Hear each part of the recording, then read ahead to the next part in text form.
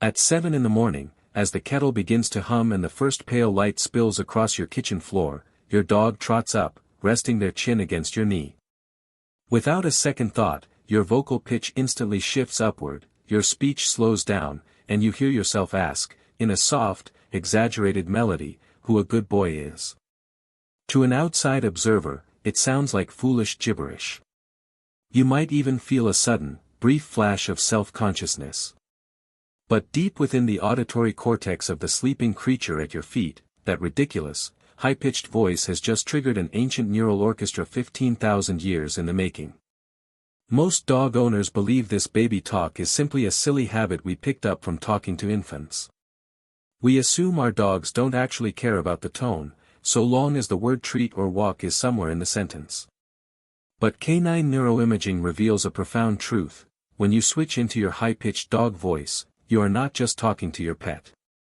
You are activating a specialized biological receiver that fundamentally alters their brain chemistry, lowers their heart rate, and releases a cascade of neurochemicals that reinforce your bond at a cellular level. To understand why this happens, we have to look inside the functional magnetic resonance imaging machines that neuroscientists have recently used to map the conscious canine brain. For decades, traditional science assumed that dogs processed human speech purely through broad associative learning, essentially matching a sharp sound with a reward. But when neuroscientists placed awake, unsedated dogs inside fMRI scanners and played recorded streams of human speech, the brain scans revealed a remarkably sophisticated dual processing system. When you speak to your dog in a normal, flat, adult tone, their brain processes the words using a steady, baseline level of auditory computation. But the second your pitch rises into what ethologists call dog-directed speech, the primary auditory cortex in both the left and right hemispheres lights up like a city grid at dusk.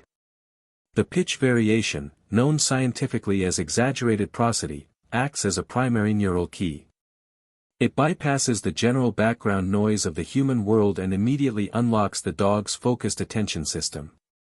If you have ever watched your dog's ears swivel and their head tilt the exact second you raise your voice, drop a number 1 in the comments right now, because that micro-movement is the physical manifestation of their brain locking onto your frequency.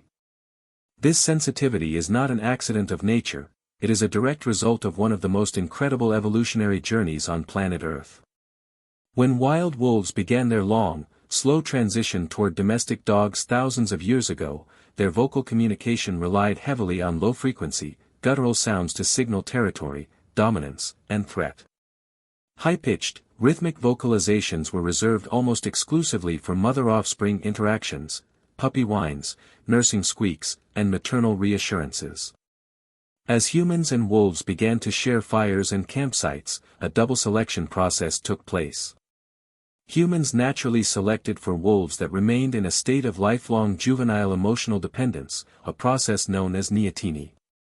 Concurrently, dogs evolved a specialized neural sensitivity to high-pitched, exaggerated human acoustic signals. By adopting the exact vocal cadence that mammalian mothers use to soothe infants, humans unwittingly tapped into the deepest maternal safety circuits of the canine nervous system. When your dog hears your pitch elevate, their brain doesn't register an owner commanding an animal, it registers absolute, uncompromised safety. The chemical cascade that follows this acoustic trigger is astonishingly fast. Within milliseconds of hearing your dog-directed voice, the hypothalamus receives a signal from the auditory pathway and immediately inhibits the production of cortisol, the body's primary stress hormone. Simultaneously, the pituitary gland releases a surge of oxytocin, the hormone responsible for maternal bonding, trust, and social attachment, into the bloodstream. This is not a one-way street. As your dog receives this neurochemical wash, their body language softens, their facial muscles relax, their eye contact deepens, and their heart rate slows as the parasympathetic nervous system takes over. And here is where the biology becomes truly beautiful. As you observe your dog responding to your voice with softened eyes and a gentle tail wag, your own brain releases a matching burst of oxytocin. You and your dog enter what neurobiologists call a positive biofeedback loop. Through nothing more than a raised vocal pitch, two entirely different species synchronize their nervous systems, creating an emotional sanctuary in the middle of a noisy, chaotic world. Yet, despite this incredible evolutionary design, thousands of well-meaning dog owners accidentally ruin this neural connection every single day without realizing it. The most common mistake occurs when we mix our acoustic signals. Because humans rely so heavily on the semantic meaning of words, we often use our high-pitched, affectionate dog voice to deliver commands when we are frustrated, or worse, we use a harsh, low, stern tone while trying to comfort a fearful dog. To a dog's brain, pitch always trumps vocabulary.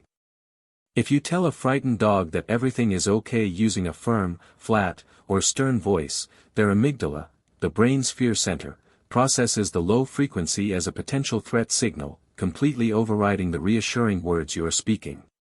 Conversely, if you attempt to correct an unwanted behavior using a high-pitched, frantic voice, your dog's brain interprets that pitch as high arousal play or distress, prompting them to bark or jump even more. To communicate with absolute clarity, your pitch must match your emotional intent. High, rhythmic, and melodic tones belong exclusively to connection, safety, and reward. Clear, steady, and low neutral tones belong to structure and calm direction. As science continues to peel back the layers of the canine mind, one reality becomes overwhelmingly clear: dogs do not just live in our homes, they live in our emotional atmosphere. Every sigh you breathe, every tense word you speak into your phone, and every tender phrase you sing to them across the living room shapes the microscopic architecture of their brain. They have spent 15,000 years discarding the wild independence of their ancestors just to gain the ability to read the subtle melody of your voice.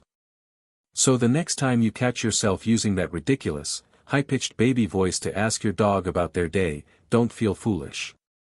You are participating in an ancient, sacred dialogue, a biological bridge built across species lines, proving that love, in its purest form, is a language both of you were born to speak.